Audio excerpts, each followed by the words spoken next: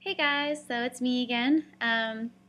Thank you so much for all of your support yesterday with my vlog, a little intro back into blogging. Um, so, I still am stalling a little bit. My next two exams are next Friday, so I figured I'd start today. But since I got 38 comments last night, again, thank you so much. A lot of them are really great questions, and I really want to just dive into some of them. So I figured I would do a short little ramble, short little post, just answering some of your quick questions. Some of the longer ones I found really interesting, and I do want to tackle, but they'll probably be on posts all on their own. So if I'm sorry if I don't get to your question today. I just wanted to get to some of the real kind of quick answer ones. So I have your questions here on the side here, which is why I keep peering over to the side. So I'm going to go through some of them. So let me see. Carolyn, I would love to know your take on dairy. I try to stay away from it as much as possible. What do you think? Well, for me, that's kind of easy. I'm lactose intolerant, so I also tend to avoid it. I seem to be okay with whey, although that's been generally digested or processed, if you want to say that, as much, a fairly decent amount. So generally, whey tends to be okay with a lot of people who even are allergic to dairy and lactose intolerant. Um, that's the only dairy other than casein. Casein, I'm not sure if I'm actually okay with. I have it every night, and I will say, again, maybe too much information, but I wake up a little gassy, and I obviously don't know what's going on while I'm sleeping. So I don't know if I'm allergic to that or not, but I really, really enjoy it. I've thought about cutting it out to see if it makes a difference, but it's like my favorite snack of all day, so I haven't been able to manage to do that yet. In general, for those who can eat dairy, I always kind of go off of, I don't like to say to not eat something. I have my opinions, and I've tried lately to not be as judgmental about other people's choices. And when I say that, I'm not saying like, oh, I think that's awful. I'm not a bad person in that way. I just sometimes I feel like I tend to state my opinion too harshly. So for example, I might say right off the bat that I don't really like the dairy industry. Um, I say that, and it's my opinion, okay? It's my opinion. I'm not saying that you shouldn't eat it because I don't believe in cutting out food groups if you don't have an allergy to them. Um, then again, I do believe in, I'm researching more and more about the dairy industry and the grain industry in particular, mostly about quality and just some of the other things that maybe they're not so good for your body. One with dairy, it's a lot of people are actually sensitive to it and they don't even realize, or at least the symptoms are so minimal that they don't think they are allergic to it. And I say that after saying that I continue to eat casein even though I'm probably sensitive to it. It's not good to constantly be bombarding your body with something that you really don't digest well. It causes inflammation, and a lot of people have very inflamed guts because they have a lot of foods that they're kind of not doing too well digesting. Um, Dairy is a very, very, very high allergen food. A lot of people are sensitive to it. It's actually a genetic mutation that allows us to tolerate it. And when you think about dairy, it's always been said that we're the only species that actually continues to have dairy after it's really required. So the only time you really need dairy or milk is when you're a baby, and that's really the only form of nutrition you can get, and that's breast milk, right? And breast milk's a lot different from our milk. There's also the thing that cow's milk, as I've learned in my courses, cow's milk is actually, well, it's made for a cow. It's not made for humans. It's like 7 times higher in protein or something crazy like that than normal like human milk is, and so that's another reason why it's very hard for us to digest, and it's just not made for us. It's made for a calf. It's made for their bodies and to give them the nutrients they need to develop properly.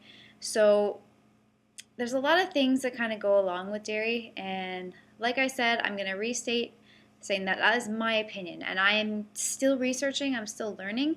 Um, and but that being said, If you don't see any problems with it in terms of your absorption, or it doesn't make you feel your stomach upset or gassy or bloated or whatever, then by all means, if you love it, do not cut it out.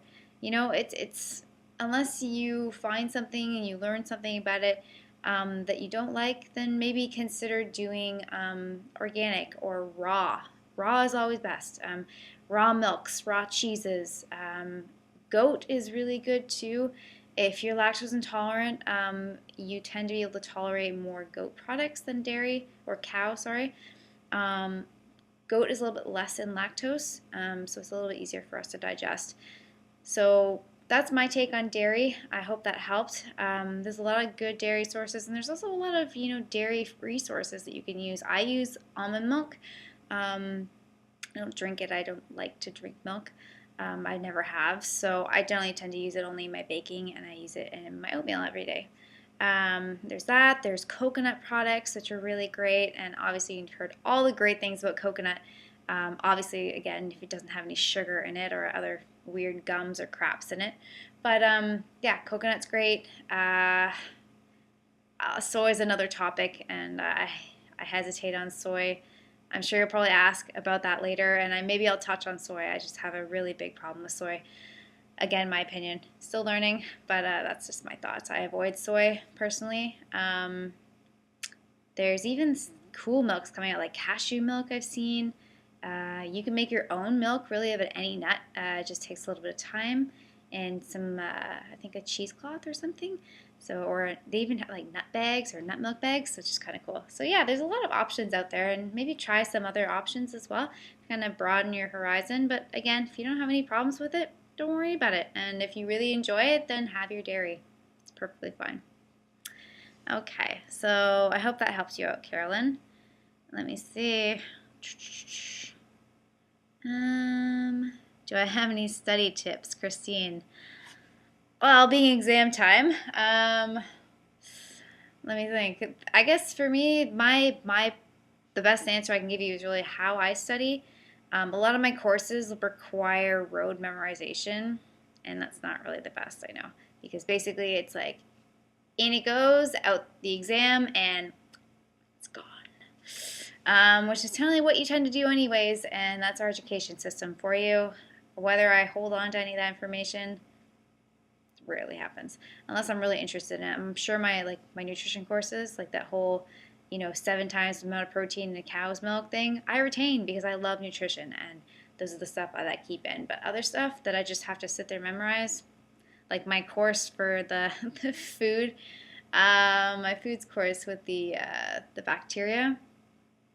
Sure, a lot of that I'm not going to remember because I just had to cram it all in there, and as interesting as it may have been, it was from a textbook and it just didn't stick. So it was in there for the exam, and that was pretty much it.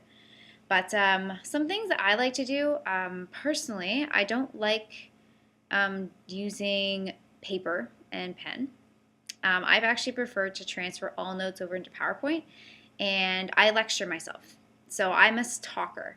As you probably already noticed, I talk a lot, but I don't study well from reading. I don't study well from writing. I study well from actually vocally saying it to myself. It's almost like, you're presenting something to yourself. And what I do is I can almost visualize the PowerPoint slides in my mind, and I just go over and over again until it's really just locked in there. And yeah, so that's how I study. I don't know if that would help you, but yeah, try it out.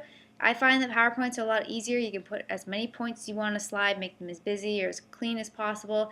And yeah, you just flip over, and obviously make sure that you step back and you're not reading the slide. You want to basically do it like you're presenting. You're going to be turning away. You maybe glance at the slide, what's the topic, okay, and go turn around and start talking to the wall or whatever. I talk to my dog.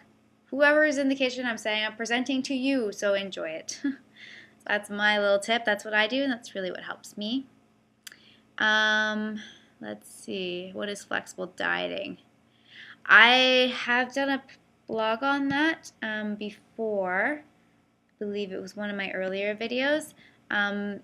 If it didn't clarify everything, please let me know. and I will do another attempt to try to clarify that for you. But it's later, it's a little bit early on in some of my videos if you want to check that out. But you posted another question. Why don't you compete? I've been asked this many times, especially when I'm in the gym. I'm very lean and I'm very vascular and I'm very defined. I mean, I look like an ass. I'm sitting here in my PJ sweatshirt, but I can put on muscle fairly easily given that I can fuel my body efficiently and effectively. Right now I'm a little bit on the lean side, which I'm trying to bulk up a little bit. As many people who know me have heard me complain constantly of how much food I've had to shovel in my mouth, and I haven't put on a pound. Yeah, metabolism of a teenage boy, apparently. I'm not going to complain. I'm not going to rant at you about that. And, some people may say that, oh, poor, woe is you, whatever, if you lose weight really easily. But it is a problem. Like, you need to look at it from both sides. Yes, there's more people struggling with losing weight, but it's really frustrating to be on the other end as well. Like, being a female and struggling to keep on weight is a very weird thing because there's not very many females out there, and they also, when you try to converse with someone about it, they don't understand, and they try to say like, oh, just, you have like the best body type ever, you just lose weight, I'd switch with you at any time. But for me, being a female bodybuilder per se, as I like to call myself, it's hard because I can sneeze and lose a pound and it's all muscle. So it's hard for me to maintain that and to keep it on and to just eat enough to just barely provide maintenance. So I'm still working on that and I'm still learning my body. So to go back to the question with competing, there's a lot of things. Not to mention that I'm probably not in the right body state as well as the mind state to go into competition. I may be stage ready in terms of leanness and body fat percentage. I'm probably under that actually. I would not be ready at all. I would need to put on a lot more muscle because I would not be able to classify for bikini, which is your smaller class and less defined class. Basically, with the different classes, you have bikini, which from my understanding is a little bit more of a softer feminine look. I don't have that. I'm very defined. When I put on muscle, it shows. And I don't have an hourglass shape. I have a gymnast body, which is, the broader shoulders, the kind of like the upside down triangle-ish, not very feminine. I have no hips type of thing. So I would be best for physique, more defined, which would require me to put on a lot more size. So, I think it'd be cool to compete maybe in the future. And I would also have to find a coach that doesn't run me into the ground. So that's another topic, and I probably will talk about that a little bit later. If you ever are thinking about competing, the second a coach tells you you're going to be doing 2-a-days and having less than 1,500 calories a day, dump them and go with someone else. That's all I have to say. Enough about that. And never, ever, ever, ever do weird diuretics, water depletion, or sodium depletion. It is not required. Go check out Lane Norton, and he has gotten many people on stage, beautifully lean, beautifully muscular, no depletion, no weird diuretics or anything that's going to literally almost kill you to go on stage. Not worth it.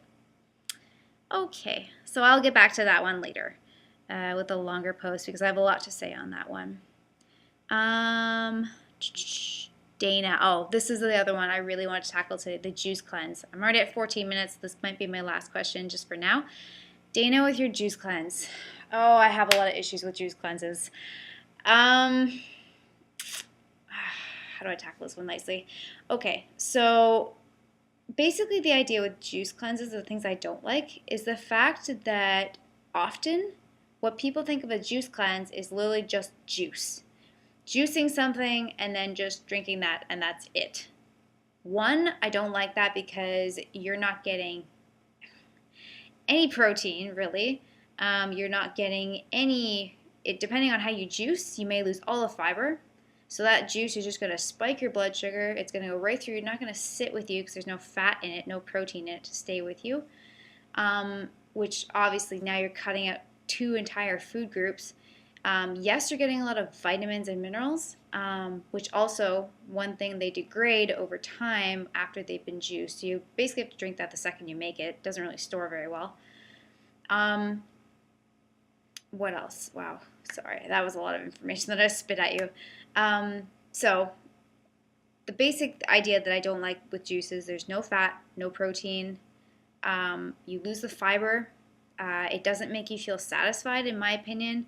I'd be much better off or more happy with eating something and chewing something. It's much more satisfying than to drink something.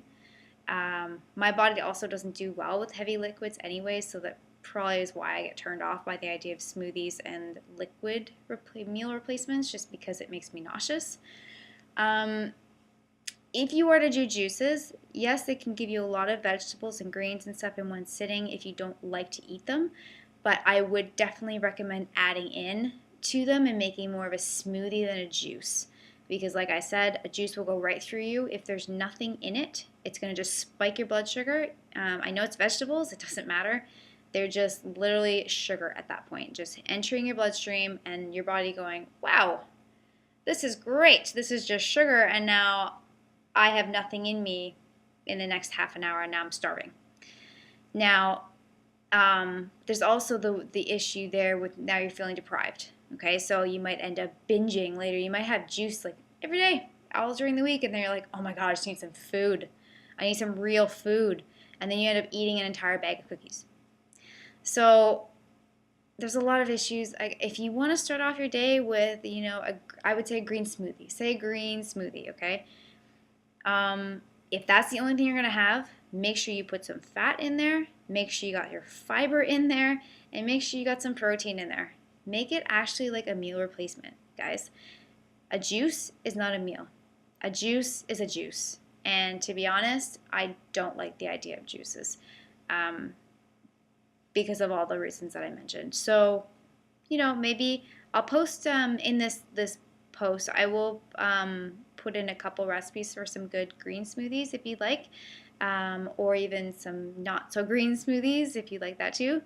If you're feeling like having dessert or something for breakfast, while still getting some vegetables in that are kind of masked, you could do that too. There's a blog that I always listen to or look at. It's an RD blog. She's a really, really great RD. She has a green smoothie every day, but she has it with oatmeal. So you see she's getting the best of both worlds. She's having her juice, which is more of like a green smoothie, but she still puts other stuff in it. It's like a two-part breakfast for her. So you're getting that liquid maybe first, right? You get the liquid, which is not just juice. Let me tell you, it's not just juice. I will link her up in this post. Check her out. It's not just juice. She puts other stuff in there as well. But then she has her big bowl of oatmeal as well. So it's getting the best of both. Getting food in there, getting fiber, getting fats, a balance of all your nutrients. But to be brief, if you're going to do a smoothie, fats you can put in there, put in some coconut oil, put in some flax oil if you like that, hemp oil, or nut butters of any kind, which are good too. Maybe a tablespoon or a serving would be 2 tablespoons if you'd like. What else? Fiber. Okay, the one thing that you do when you juice is you lose that fiber in there. Because you tend to peel them all, and this peels are good. Peels are good. That's where all the fiber is. But to put fiber back in, then basically you can add chia seeds, flax seed. I don't know what else off the top of my head right now. Those are really great source of fiber. Chia especially, really easy to digest and take in those omega fatty acids, which are so crucial to your brain and just every function in your body, I find. And protein. Put some protein powder in there, or you can put in peanut flour. Peanut flour is awesome for people who cannot tolerate protein powder or dairy or whey. Peanut flour is amazing. It's got lots of protein in it, got some good carbs in there, gives it a slight nutty flavor, and it also acts as a great thickener. So if you like the really thick smoothies, then it's good. What else can you add for protein that's not protein powder? Obviously you have your vegan protein, so hemp powder and stuff like that as well. So yeah, that's my blurb on juices. And Dana, please don't think that I'm bashing the idea of juices. Again, if you like your juice, I'm just recommending to put more sustenance in it, because drinking just juice is going to be the same as drinking a fruit juice, and really not giving you a lot of nutrients other than maybe some vitamins and minerals from the vegetables. So keep that in mind, test it out, and like I said, I'll put some links in the bottom, and make sure to check out that blog that I mentioned, which I'm so bad I can't remember her name right now, and I feel really bad. But I'll link you up to her, and The Real RD, that's what her blog is, I believe, but I cannot remember her name for the life of me. But she's great. She even does Q&As as well. So yeah, so I'm going to stop that here because I'm at 20 minutes now, and that's way too long. So I'll come back and finish off some of your questions a little bit later. But yeah, I will see you a little bit later, and enjoy your Saturday. Bye, guys.